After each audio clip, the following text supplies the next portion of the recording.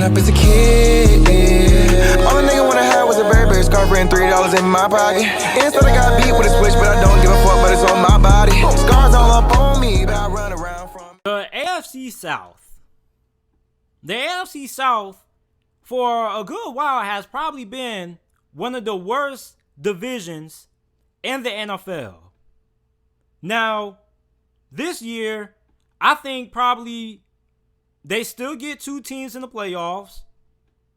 You got the Houston Texans, who have won the division for the majority of the last couple of seasons. You got the Tennessee Titans, who had that Cinderella run in the playoffs. Was last season a fluke, or can they keep up the consistency? You got the Indianapolis Colts, and you got the Jacksonville Jaguars. Now, the Houston Texans have lost a pretty good bit this offseason. You lost DJ Reader, who is one of the best run stoppers in the NFL, who signed with the Cincinnati Bengals.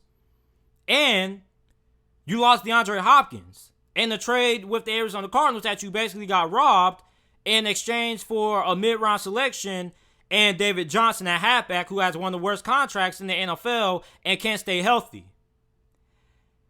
Now, Houston's offensive line still doesn't look all that improved to me. I don't think the offensive line is going to be that great. I think Deshaun Watson, once again, is going to be playing street ball and is going to have to be a magician and is going to still have to carry the Houston Texans to the playoffs, if Houston even makes it to the playoffs. Now, you bring in Brandon Cooks, you bring in Randall Cobb, you still got Kenny Stills whenever he gets free from being arrested, and you got Kiki QT. Now, I think the Houston Texans wide receiving core is a little bit underrated. A lot of people think that just because DeAndre Hopkins got traded, that the Houston Texans wide receiving core is absolutely terrible, and that's not the case. This wide receiving core with Brandon Cooks, when he's able to stay healthy, has had 1,000-yard seasons. Like, ever since he got drafted, after his rookie season, he has had a 1,000-yard season every single year prior to last year. The only reason he didn't have a 1,000-yard season last year was because he battled concussions and he battled ankle injuries, I believe. So Brandon Cooks stays healthy. Without a doubt, he's going to be a 1,000-yard receiver. He's one of the best deep threats in the NFL. You also got Kenny Stills, who was a really good part of the Houston Texans offense last season. Then you got Randall Cobb. So you also got Kiki QT as well. So the receiving position for the Houston Texans is the least of their problems. The offensive line is the main concern. And with the offensive line being as bad as what it was last season, you're hoping that Deshaun Watson can just have a slight improvement of the offensive line compared to what he has had his last few seasons playing quarterback for the Texans. Now, you got David Johnson in the backfield. Now, look, a lot of Texans fans aren't really all that high on David Johnson, but I believe that David Johnson, if he stays healthy, should have a very successful season. He should at least be a Pro Bowler because, look, if Carlos Hyde was able to rush for 1,000 yards behind the Houston Texans off the line, then I think David Johnson is capable of having 1,000 yards and then some. And a lot of people forget that David Johnson is a really good halfback. Like, he can do it everything. Like, this guy was a former All-Pro. He was in the same category, in the same breath as Le'Veon Bell in terms of being able to line up and be your second best wide receiver on the field in certain situations. So I think that David Johnson is being a little bit slept on. As long as he stays healthy, I think he can be a really good piece. But this defense, once again, concerns me. And on paper, this defense didn't really get better. This defense got worse. Like I said, you lost DJ Reader, who is your best run stopper. And your secondary still isn't all that great, aside from having Justin Reed back there. So the Houston Texans, I don't really know about their chances when it comes to winning this division this year.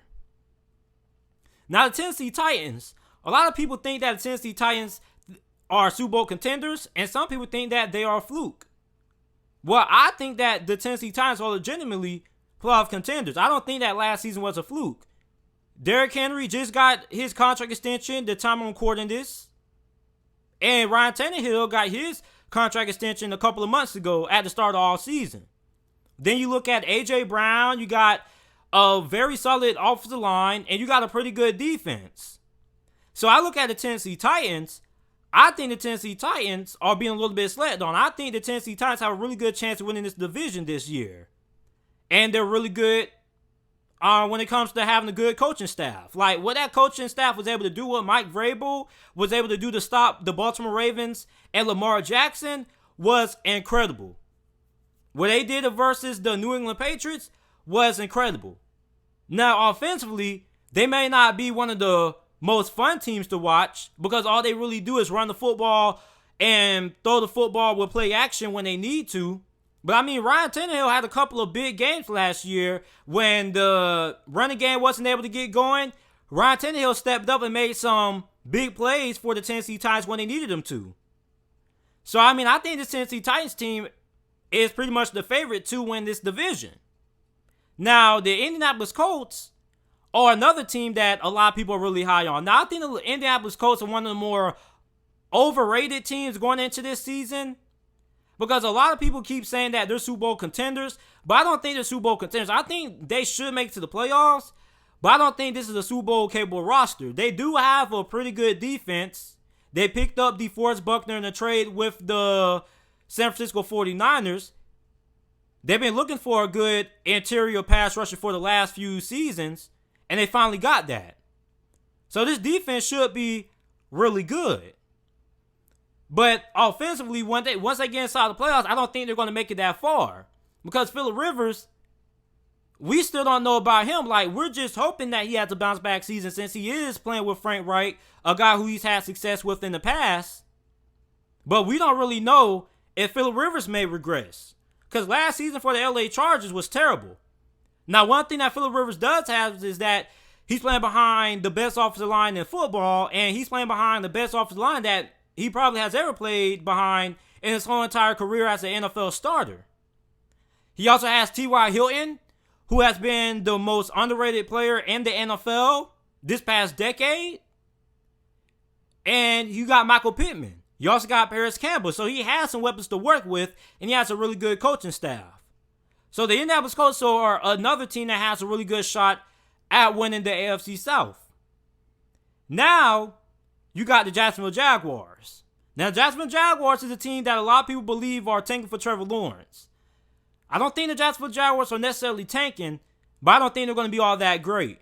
Now, offensively, I'm really excited to see. They bring in Jay Gruden as their offensive coordinator. You got Laviska Shenault in the draft, and you pair him up with DJ Chark and D.D. Westbrook, and you got Gardner Minshew at quarterback and Leonard Fournette. Now, Gardner Minshew was really good as a rookie. He had one of the best touchdown-interception ratios in the NFL as a rookie, and he was the second-best rookie quarterback from that draft class behind Kyler Murray. Now, it still remains to be seen if Gardner Minshew is the franchise quarterback for the Jacksonville Jaguars moving forward, but with this wide receiving core was on fire the first half of the season. What messed up this offense and what messed up the chemistry is when they tried to reinsert Nick Foles back into the starting lineup, and didn't really all go all that well. So this is an offense that has a lot of talent. The offensive line is a little bit of a question. Now the defense, on the other hand, have a lot of concerns about the defense. There's no way you can lose Jalen Ramsey, Calais Campbell, some of your best players on the defense side of the football, and still say you're going to have a great defense. So I don't think the Jacksonville Jaguars are really going to be all that great. Now, are they going to tank for Trevor Lawrence? I don't think so. Now, the team I'm taking to win this division, I'm taking the Tennessee Titans. They have a good coaching staff. They have the best division. Well, they have the best defense in this division.